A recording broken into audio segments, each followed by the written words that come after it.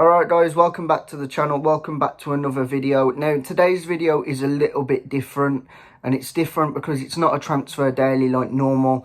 I'm just going to be summarising and giving you my opinion on West Brom's transfer window so far.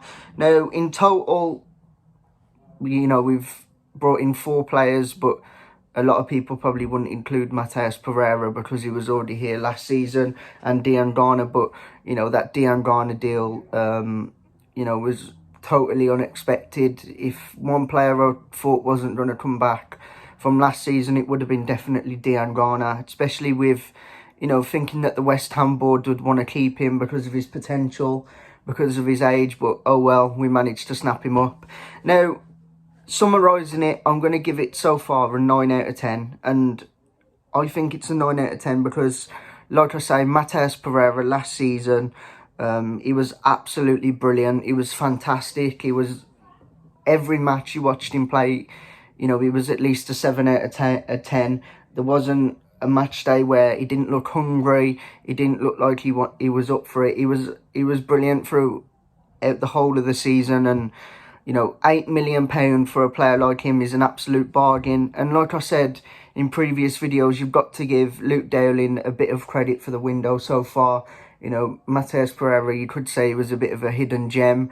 Not many people knew about him before he came in, and he just absolutely smashed the Championship, and hopefully he can do the same in the Premier League.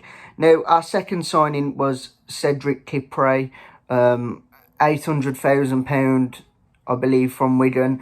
Now, that is an absolute steal, and it does remind me of the Semi Ajayi deal, where we signed Ajayi for 1.5 million from Rotherham, obviously a team who had been relegated, but he was their standout player. And having saw a lot of Wigan fans, they seem to be really gutted that Kipre has actually left. It's a bit sad because a lot of teams are taking advantage of Wigan at the minute, with Robinson signing for Sheffield United for 1.5 million. They've had a Windass signing for someone for like 500,000. The Wigan board have been absolutely desperate to recoup some funds to keep the club alive. But, we got Kipre done for 800,000, a 23-year-old defender. He just looks, when I watched him last season when he was at the Hawthorns, he was just really annoying. He was always with one of Wigan's best players, and I think that's an absolute bargain. The £20 million budget, that is a bargain. I don't believe that budget, by the way, because we come on to Grady Diangana now. Again, same as Pereira. Last season, he was absolutely brilliant in most games. 7 out of 10 on average was his like match rating or something like that, and he contributed to a lot of goals, got a lot of assists as well. Still really young, England under 21 international he was, and I found it ever so stupid that West Ham would even consider selling him. And the price we've got him for, maybe even if we do have to sell him in a few years time, I believe that Diangana will be worth a lot more money than we paid for him. It's just an absolutely delightful deal, really. Again, massive credit to Luke Dowling for getting this one over the line. I was really, really impressed with, the signings that we've made so far. And then the last one came, when was it? On the Saturday, I believe. Was it yesterday? David Button from Brighton. Again, 800,000, no, was it £500,000, I believe, which again is an absolute bargain for a player who has so much experience in goal. It gives Sam Johnston a bit of competition between the sticks.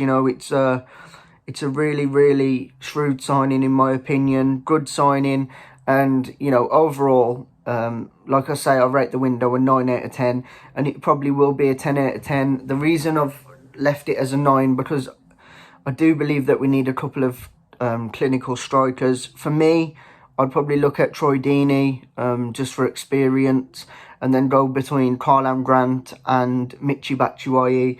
Now, Deeney, there's a lot of people saying they wouldn't want him because he reminds them of Austin. But I personally believe we need someone like that in the club. You know, last season he scored quite a few goals.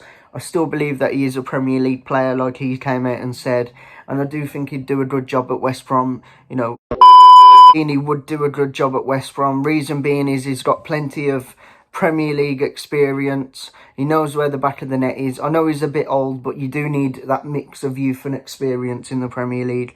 Now, you know, there is talks about Michy Batshuayi as well, getting him on loan. That would be absolutely brilliant. There's talks of Karlan Grant coming in. For me, I'd go for Karlan Grant and Deeney personally, because I do believe that Michy Batshuayi will have a massive loan fee and stuff like that. But that being said, Grant is going to cost at least 18 million.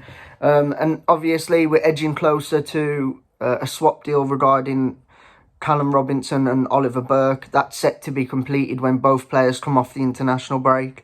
So another decent player through the door and one who we don't use going out. So good business in my opinion. Obviously we sold John Lecco and we loaned out Callum Morton and Alex Palmer. I was a bit gutted about John Lecco going for £1 million, to be honest. I think we could have got a bit more for him than that. Even if we'd have sent him out on loan, then if we'd have been relegated this season, you know, I do think he could have been useful in the Premier League, but he's gone now. But guys, if you enjoyed today's video, don't forget to like, comment, subscribe, and we'll see you in the next one.